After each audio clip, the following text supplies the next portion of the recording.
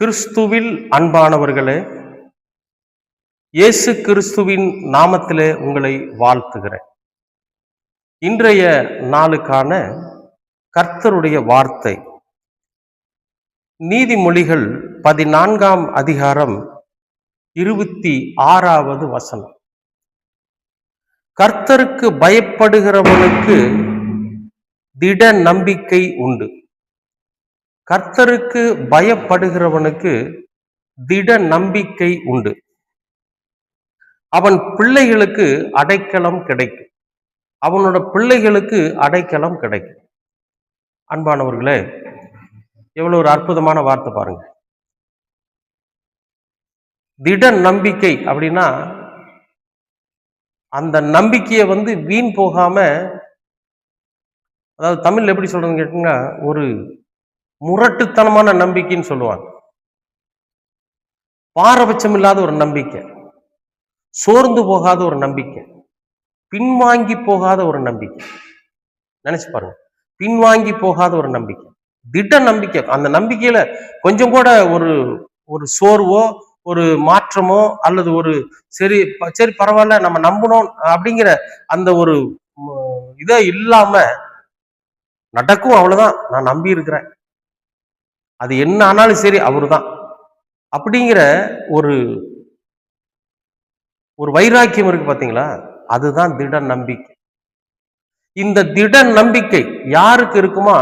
கர்த்தருக்கு பயப்படுகிறவர்களுக்கு கர்த்தர் மேல இருக்கும். கர்த்தருக்கு பயப்படுகிறவர்களுக்கு கர்த்தர் மேல ஒரு திட நம்பிக்கை வரும். இந்த திட நம்பிக்கை வந்துச்சுனாவே அவங்களோட பிள்ளைகள் இருக்கிறாங்க பாத்தீங்களா, அவங்களுக்கு அடைக்கலம் கிடைக்கணும். அடைக்கலம்னா என்னன்னா, நீங்க போய் ஒரு நாளைக்கு சாப்பாடு கிடைக்கிறது, போய் ஒரு நாளைக்கு ராத்திரியில தங்குறது, தூங்குறதுக்கு இடம் இல்லாத இருக்கிறவனுக்கு ஒரு நாள் தூங்க வைக்கிறது, அதுவல்ல அடைக்கலம். அவன் வாழ்நாள் முழுவதும் நன்மையை அனுபவிக்கத்தக்கதான ஒரு அடைக்கலம். அவங்க வாழ்நாள் முழுவதும் நல்ல ஒரு சமாதானத்தை பெறுகிற ஒரு அடைக்கலம்.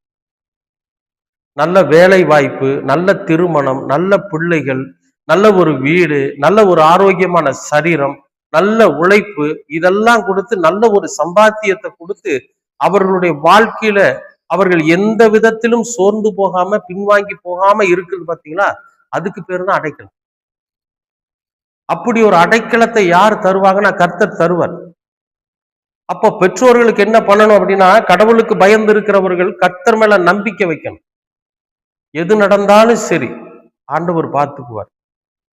எது நடந்தாலும் சரி அவர் பார்த்துக்குவார்.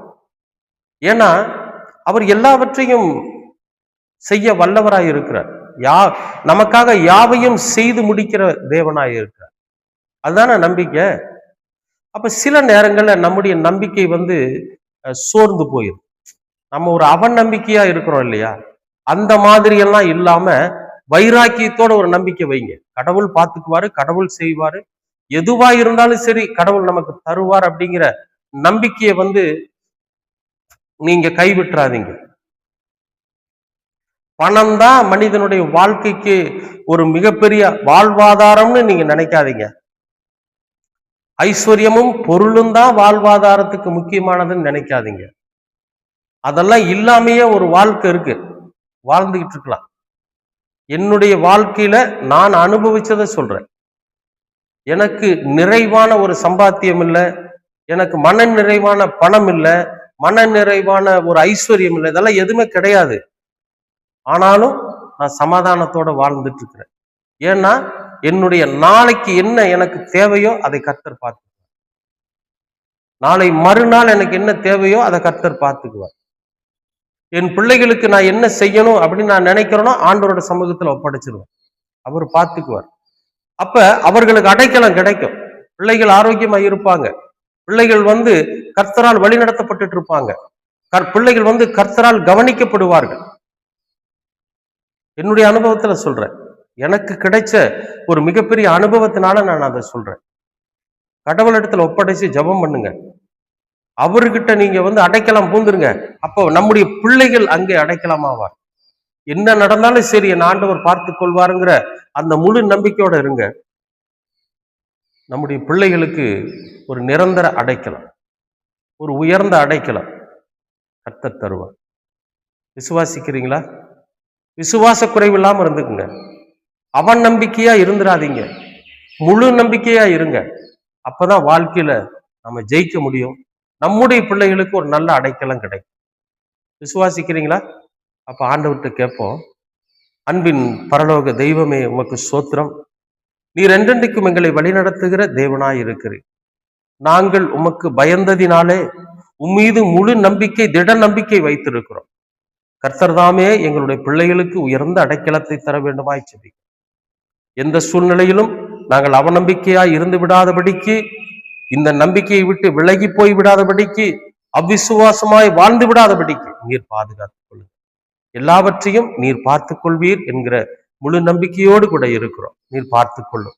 எங்களையும், எங்கள் குடும்பங்களையும், எங்கள் பிள்ளைகளையும், எங்கள் திருச்சபைகளையும், இந்த காணொளியை பார்க்கிற ஒவ்வொருவரையும், அவர்களது குடும்பத்தையும், அவர்களது பிள்ளைகளையும், எல்லாவற்றையும் நீர் பார்த்துக் கொள்வீர் என்கிற அந்த திட நம்பிக்கை எங்களுக்குள் இருக்கிறது.